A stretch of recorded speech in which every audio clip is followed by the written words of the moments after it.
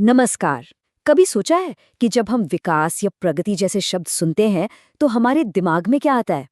शायद ऊंची ऊंची इमारतें, चमचमाती सड़कें, तेज रफ्तार गाड़ियां। पर ये जवाब ना अधूरे हैं। विकास असल में एक बहुत ही गहरी पहेली है और आज हम इसी पहेली के टुकड़ों को जोड़कर इसकी असली तस्वीर को समझने की कोशिश करेंगे। तो चलिए एकदम बुनियादी सवाल से शुरू करते हैं। जब हम कहते हैं कि कोई देश डेवलप्ड है और कोई डेवलपिंग, तो हम असल में किस आधार पर यह फैसला कर रहे होते हैं? क्या चीज़ है जो एक देश को दूसरे से ज्यादा विकसित बनाती है? और जानते हैं, ज्यादातर लोगों के दिमाग में ना बस एक ही चीज आती है, पैसा। मतलब जिस देश के पास ज्यादा पैसा है, जिसकी इकोनॉमी बड़ी है, वो ज्यादा विकसित है। ये एक बहुत ही कॉमन सोच है ना? पर क्या ये इतना सिंपल है?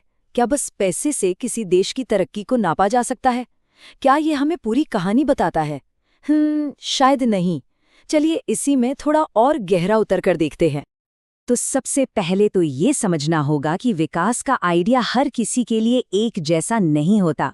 अलग अलग लोगों के लिए तरक्की का मतलब, उनके लक्ष्य बिल्कुल अलग हो सकते हैं। जरा सोचकर देखिए, एक गांव का मजदूर जिसके पास अपनी जमीन नहीं है, उसके लिए विकास का क्या मतलब होगा? शायद यही कि उसे साल में ज्यादा दिन काम मिले, अच्छी मजदूरी मिले और उसके बच्चे अच्छे स्कूल में पढ़ पाएं। वहीं दूसरी तरफ एक अमीर शहरी परिवार के लड़की के लिए विकास का मतलब हो सकता है अपने भाई के बराबर आज़ादी मिलना और विदेश जाकर पढ़ने का मौका। देखा, दोनों के लिए विकास का मतलब कितना अलग है। और बात सिर्फ अलग होने की नहीं है। कभी कभी तो एक का विकास दूसरे के लिए विनाश बन जाता है। जैसे एक उद्योगपति को लगता है कि ज्यादा बांध बनाने से ज्यादा बिजली बनेगी और देश तरक्की करेगा। ये उसके लिए विकास है। लेकिन उन आदिवासियों का क्या, जिनकी जमीन उस बांध के पानी में डूब जाएगी, जिनका घर-बार उजड़ जाएगा? उनके लिए तो ये विनाश है। तो एक का विकास दूसरे का विनाश भी हो सकता है।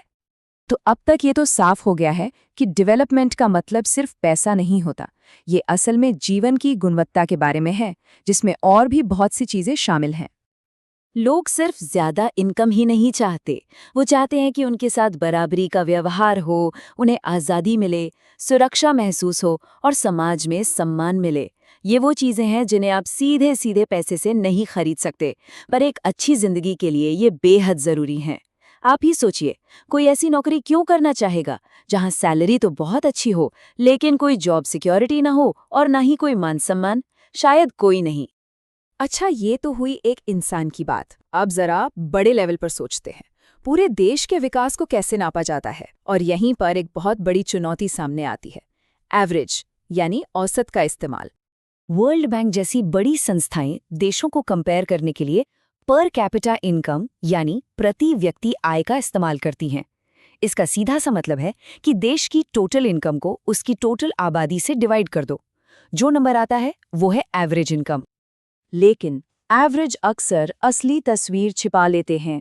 मान लीजिए दो देश हैं, ए और बी। कागज पर दोनों की एवरेज इनकम 10,000 है, पर देश ए में लगभग सबकी इनकम बराबर है, जबकि देश बी में 4 लोग बहुत ही गरीब हैं और एक इंसान अनबिलीवेबली अमीर है। अब आप ही बताइए, कौन से देश में रहना बेहतर होगा? भले ही कागज पर दोनों की औसत आय एक जैसी हो, हकीकत जमीन आसमान का फर्क दिखाती है। ये कार्टून ना इसी असमानता को, इसी गैर बराबरी को एकदम सटीक तरीके से दिखाता है। ये बताता है कि कैसे देश की तरक्की का फल कुछ ही लोगों की जेब में चला जाता है और जो असल में मेहनत करते हैं वो पीछे ही रह जाते हैं। इस बात को और अच्छे से समझने के लिए ना कहीं दूर जाने की जरूरत नहीं है। चलिए अपने ही देश के 2 राज्यों हरियाणा और केरल की तुलना करते हैं। तो अगर हम आंकड़ों को देखें तो 2021-22 में हरियाणा की प्रति व्यक्ति आय केरल से ज्यादा थी। तो इसका मतलब तो यही हुआ ना कि हरियाणा ज्यादा विकसित है ना? लेकिन रुकिए, कहानी में एक ट्विस्ट है। जब हम स्वास्थ्य की बात करते हैं तो पूरी तस्वीर ही पलट जाती है। केरला में इन्फेंट मोर्टालिटी रेट यानी शिशु मृत्यु दर है सिर्फ 6। इसका मतलब है कि वहां पैदा होने वाले हर 1,000 बच्चों में से सिर्फ 6 बच्चे ही 1 साल का होने से पहले दम तोड़ते हैं। और हरियाणा में यही आंकड़ा है 28। सोचिए, केरल से लगभग 5 गुना ज्यादा पैसा होने के बाद भी हरियाणा स्वास्थ्य के इस सबसे जरूरी पैमाने पर इतना पीछे क्यों है? तो इससे पता क्या चलता है? यही कि आपकी जेब में रखा पैसा सब कुछ नहीं खरीद सकता। पैसा आपको एक प्रदूषण मुक्त वातावरण या बिना मिलावट की दवाएं नहीं दे सकता, जब तक कि आपका पूरा समाज मिलकर इसके लिए काम न करे। केरल ने स्वास्थ्य और शिक्षा जैसी सार्वजनिक सुविधाओं पर बेहतर काम किया और नतीजा सबके सामने है। तो सवाल ये उठता है कि अगर सिर्फ इनकम काफी नहीं है तो फिर विकास को मापने का बेहतर तरीका क्या है? यहीं पर एंट्री होती है ह्यूमन डेवलपमेंट इंडेक्स की, यानी HDI की।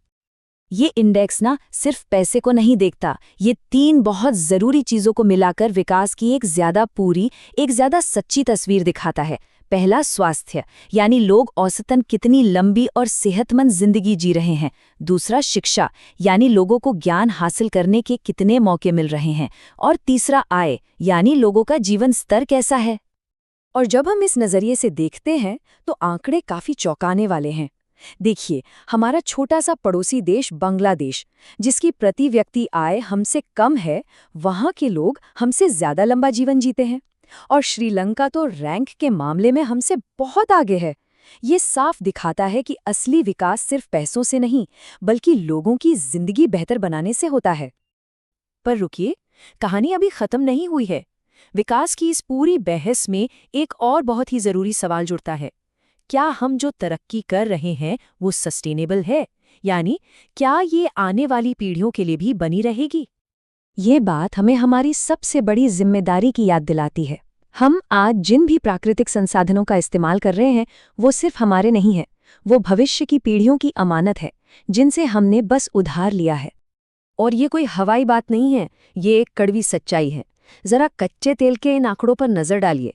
जिस स्पीड से हम आज इसे इस्तेमाल कर रहे हैं, दुनिया के भंडार शायद 47 साल भी मुश्किल से चलें। ये टिकाऊ विकास बिल्कुल नहीं है। हम ऐसे संसाधन खत्म कर रहे हैं जो दोबारा नहीं बन सकते। तो आखिर में हम इस नतीजे पर पहुंचते हैं कि विकास का असली सवाल सिर्फ ये नहीं है कि हमारी अर्थव्यवस्था बढ़ रही है या नहीं। असली सवाल है, हम ये विकास कैसे कर रहे हैं, इसका फायदा किसे मिल रहा है, और सबसे जरूरी, ये कब तक चलेगा। इन्हीं सवालों के जवाब में विकास की सही परिभाषा छिपी है।